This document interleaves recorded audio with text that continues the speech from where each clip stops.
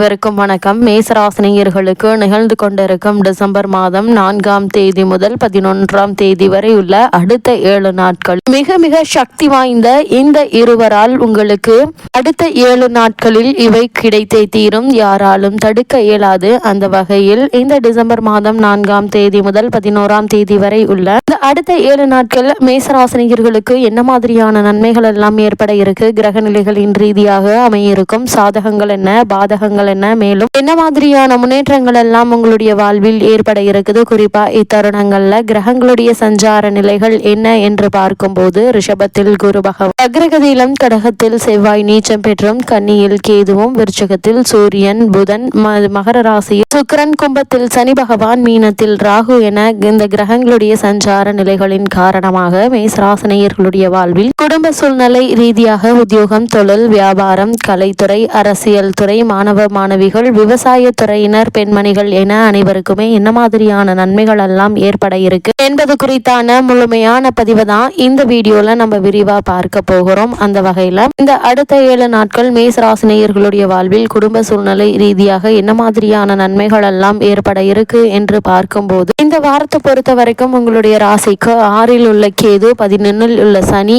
இவை இரண்டும் உங்களுக்கு சாதகமாக இருக்குங்க. நிலையான தொழில் அமையும். அதே போல போட்டிகளும் குறையக்கூடிய ஒரு வாரமா தான் இந்த வாரம் அமைஞ்சிருக்குது. அதே போல் வாழ்க்கையில் சில மகிழத்தக்க எதிர்பாராத மாற்றங்களும் நிகழக்கூடிய ஒரு தருணமாக இந்த வாரம் அமைஞ்சிருக்குதுங்க. அதே போல் உங்களுடைய ராசிக்கு 9இல், அதாவது உங்களுடைய ராசிக்கு பாக்கியஸ்தானத்தில் சுக்கிரன் இருப்பதால் கலைஞர்கள் நல்வாழ்வு பெறக்கூடிய ஒரு வாரமாகவும் இந்த வாரம் அமைஞ்சிருக்குதுங்க. காரணமே இல்லாமல் உங்களுக்கு கிடைத்த வாய்ப்புகள் மறுக்கப்பட்டு வந்த நிலையில மீண்டும் அந்த வாய்ப்புகள் உங்களுக்கு கிடைக்க இருக்குது. இப்படிப்பட்ட சந்தர்ப்ப சூழ்நிலைகளை பயன்படுத்தி உங்களுடைய திறமையை வெளிக்கொணர்வதன் மூலமாக நல்ல ஒரு முன்னேற்றம் ஏற்பட இருக்குதுங்க. பண பிரச்சனையும் இல்லாமல் செய்வாருங்க. ஆடை அணிகலன்கள் புதிதாக வாங்கும் அமைப்பு உண்டு என்பதையும் கிரகநிலைகள் தெளிவாக உங்களுக்கு உறுதியளிக்குதுங்க. அதே போல் இக்காலகட்ட கிரகநிலைகளை ஆராய்ந்து பார்க்கும்போது உங்களுடைய ராசிநாதனான செவ்வாய் கடக ராசியில் நீச்சம் பெற்று சஞ்சரிக்கிறார். எனவே எல்லா காரியங்களிலும் கவனத்தோடு இருக்க வேண்டிய ஒரு தருணமாக தான் இந்த நேரம் அமைஞ்சிருக்குதுங்க. குறிப்பாக ஆரோக்கியத்தில் அதிக அக்கறை தேவைங்க. சிறு உடல் உபாதை என்றாலும் கூட உடனே மருத்துவரிடம் அணுகி அதற்கான சிகிச்சை எடுத்துக்கொள்வது மிக மிக அவசியம் என்பதை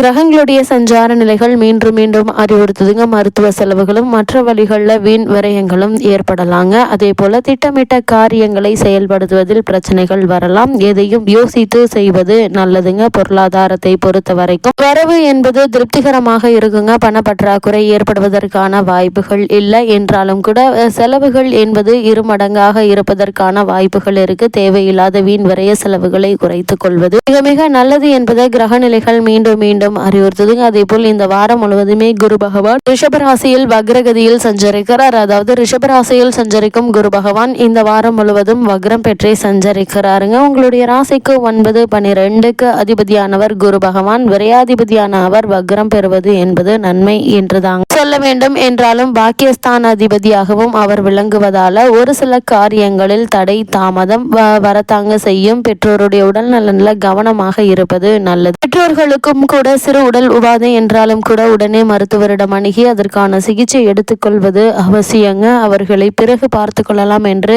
தள்ளி போட வேண்டாம். என பிறகு விரைய செலவு செய்யக்கூடிய அளவிற்கு மருத்துவ செலவுகள் ஏற்பட்டு விடுங்க. அதனால் சிறிதாக இருக்கும் போதே கவனிப்பது மிக மிக நல்லதுங்க. உற்றார் உறவினர்களுடைய பகை அதிகரிக்குங்க. குடும்ப பிரச்சனைகளை தைரியத்தோடு எதிர்கொள்ளக்கூடிய ஒரு தருணமாகவும் அமைஞ்சிருக்குது. அதே போல் கொடுக்கல் வாங்கலில் பொறுப்பு சொல்வதால் தேவையற்ற பிரச்சனைகள் ஏற்படுங்க. அதனால் கூடுமான வரைக்கும் உங்களுக்கு கொடுக்கப்பட்ட வேலையை நீங்களே செய்து முடிப்பது மிக மிக நல்லது என்பதை கிரகநிலைகள் மீண்டும் மீண்டும் அறிவுறுத்துதுங்க. மேலும் எல்லா விஷயத்திலும் எதிர்பாராத பல நன்மைகள் ஏற்பட இருக்குதுங்க. அதே போல மேசராசினியர்களை பொறுத்த வரைக்கும் சனி மற்றும் செவ்வாயினுடைய பார்வை மேலும் என்ன மாதிரியான நன்மைகளை எல்லாம் ஏற்படுத்தி கொடுக்க இருக்கு என்று பார்க்கும்போது கடகத்தில் சஞ்சரிக்கும் செவ்வாய் இக்காலகட்டம் முழுவதும் கும்பத்தில் சஞ்சரிக்கும் சனியை பார்க்கிறார். உங்கள் ராசிக்கு தொழில் மற்றும் லாபஸ்தானத்திற்கு அதிபதியானவர் சனி பகவான். அவர் சிறப்பாக செயல்பட்டால் தான் தொழில் வளர்ச்சியும் லாபமும் கிடைக்குங்க. ஆனா பகை கிரகமான செவ்வாயினுடைய பார்வையால் தொழில் மற்றும் உத்தியோகத்தில் குறுக்கீடுகள் அதிகரிக்குங்க. ஒருவரை நம்பி செயல்பட இயலாது.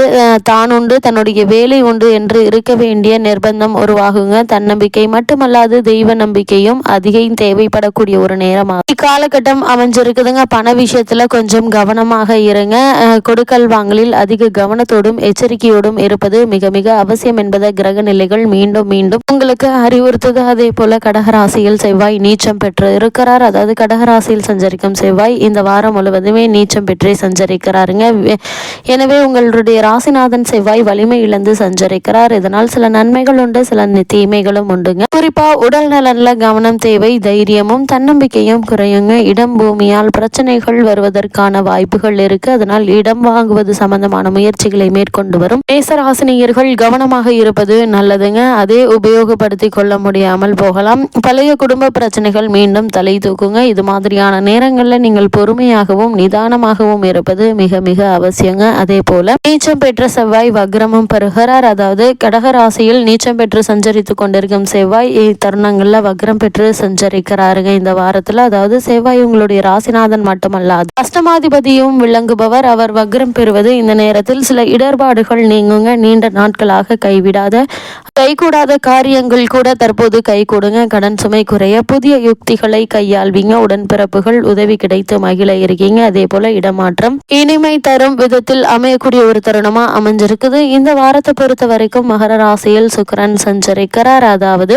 உங்களுடைய ராசிக்கு 2, 7 ஆகிய இடங்களுக்கு அதிபதியான சுக்கிரன் 10ஆம் இடத்தில் சஞ்சரிப்பது யோகம் என்று தாங்க சொல்ல வேண்டும். இக்காலம் ஒரு இனிய காலமாக அமையுங்க. சிக்கல்கள்ல இருந்து சிரமங்கள்ல இருந்தும் விடுபடுவீங்க. பக்கபலமாக இருக்கக்கூடியவர்கள் உங்களுடைய பண தேவையை பூர்த்தி செய்ய முன் வருவீங்க. தொழில் வளர்ச்சி சிறப்பாக இருக்குங்க. புதிதாக முதலீடு செய்து தொழிலை விரிவுபடுத்தலாமா என்று சிந்திப்பீங்க. உத்தியோகத்தில் உள்ளவர்களுக்கு உயர் பதவியும் எதிர்பாராத புதிய வாய்ப்புகளும் கிடைக்க இருக்குதுங்க. நினைத்ததை சாதிக்க வேண்டும் என்ற எண்ணம் மேலோங்கக்கூடிய ஒரு தருணமாக தான் இந்த வாரம் அமைஞ்சிருக்குது என்பதை கிரக நிலைகள் தெல்ல தெளிவாக அறிவுறுத்துதுங்க. அதே போல மேசராசியை சேர்ந்தவர்களுக்கு இந்த வாரத்தில் பொது வாழ்வில் உள்ளவர்களுக்கு மேலும் என்ன மாதிரியான நன்மைகள் எல்லாம் ஏற்பட இருக்கு என்று பார்க்கும்போது பொது வாழ்வில் உள்ளவர்களுக்கு புதிய நண்பர்களுடைய அறிமுகம் கிடைக்க இருக்குதுங்க. வியாபாரம் மற்றும் தொழில் செய்பவர்களுக்கு இந்த வாரத்துல பிற்பகுதியில நற்பலன்கள் உண்டுங்க. உத்தியோகத்தில் உள்ளவர்கள் உயரதிகாரிகளுடைய பாராட்டை பெற இருக்கீங்க. இதன் காரணமாக உங்களுக்கு மறுக்கப்பட்டு வந்த பல சலுகைகள் உங்களுக்கு கிடைக்க இருக்குதுங்க. கலைஞர்கள் பாராட்டு மலையில் நனையும் வாய்ப்பு உண்டு. அதே போல் மாணவ மாணவிகளுக்கு கல்வியில் அக்கறை கூடுங்க. பெண்மணிகளுக்கு குடும்ப சுமை கூடுங்க. உடல் நலன்ல அதிக கவனம் தேவை. சிறு உடல் உபாதை என்றாலும் உடனே மருத்துவரிடம் அணுகி அதற்கான சிகிச்சை எடுத்துக்கொள்வது அவசியங்க. மேலும் என்ன மாதிரியான விஷயங்கள்ல